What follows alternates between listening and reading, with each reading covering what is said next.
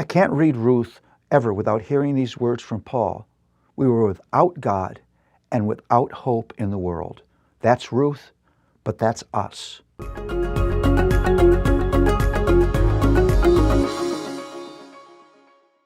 Well, if you think of the book of Ruth, what comes into your mind?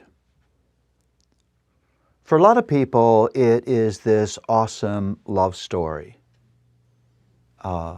How Ruth meets and marries Boaz.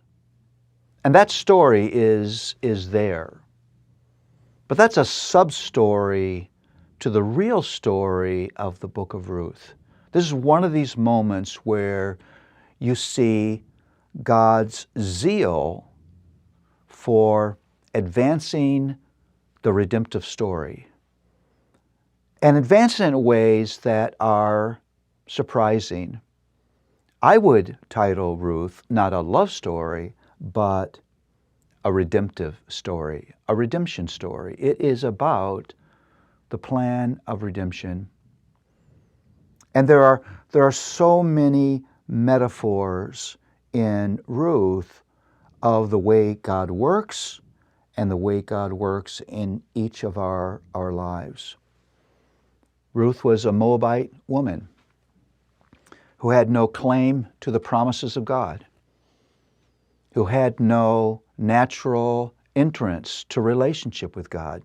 She was an outsider, an outcast, an alien, a stranger, who by God's mysterious plan, His sovereign power, and His amazing grace, this Moabite woman becomes an heir of His covenant promises. Are you hearing what I just said? That is the entire story of redemption in this lady's biography. That's us. Sin makes us strangers and aliens. We have no right to covenant promises. We have no natural entrance to relationship with God. Paul says it very powerfully in Ephesians, I can't read Ruth ever without hearing these words from Paul. We were without God and without hope in the world. That's Ruth, but that's us. And we begin to get the picture that God's sights on the size of redemption are way bigger than just the people of Israel.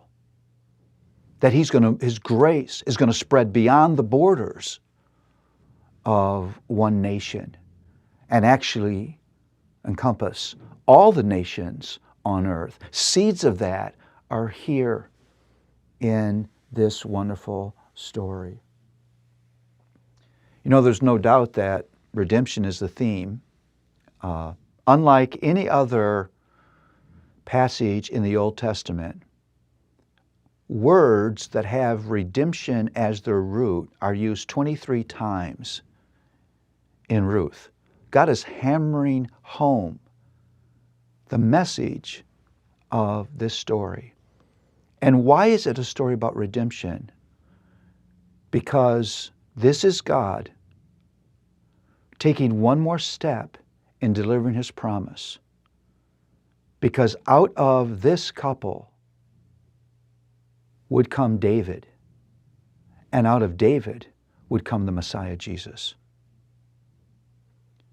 This is God, through this alien woman, this stranger, making sure that the promised Messiah would actually come.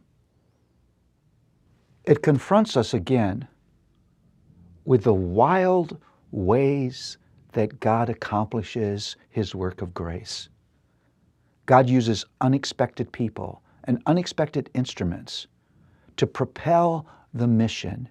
This is God protecting His promises, making sure that they'll happen, creating the line, the genealogy, out of which Jesus, the Redeemer, will come. Yes, Boaz is a picture of redemption, but he's not the Redeemer. But he's in the line of the Redeemer.